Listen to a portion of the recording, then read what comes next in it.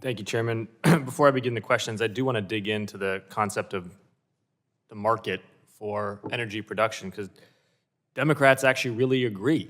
We want competition in the market for energy generation because, as the gentleman from Texas, Mr. Pfluger, said earlier, different types of generation portfolios make sense in different states. And we want low cost and reliability to be rewarded, which is why we passed the Inflation Reduction Act, which said, one, there's an overall negative externality associated with fossil fuel emitting types of generation.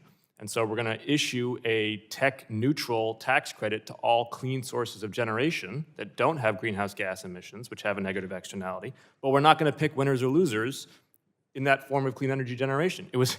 The IRA was a energy pro-market piece of legislation. And it is in fact the Trump administration who is picking winners and losers and distorting energy markets. They're doing so with tariffs on electricity from Canada. They're doing so by canceling offshore wind contracts, despite the fact that in some states, offshore wind is an important part of that generation portfolio. They're doing so by trying to get fossil fuels to jump the queue. So when we talk about energy markets, it is Democrats who are supporting well-functioning energy markets, and it's the Trump administration that's impairing them. Let's talk now about how this is affecting Massachusetts, Mr. Van Welle. First of all, tariffs. New England is a net importer of electricity, correct? Correct. And we get that from Canada? And from New York.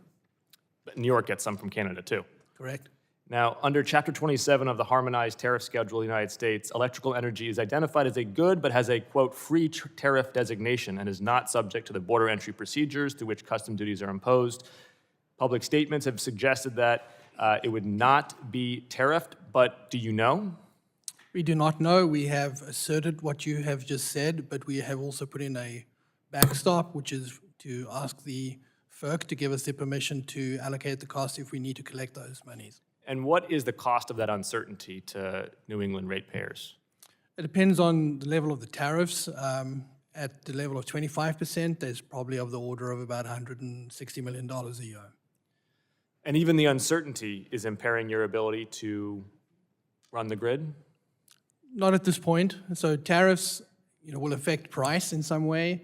It shouldn't affect reliability But are you having to spend resources and time on figuring out how you would levy that tariff? Yes, of course. Yeah, and that has an indirect cost.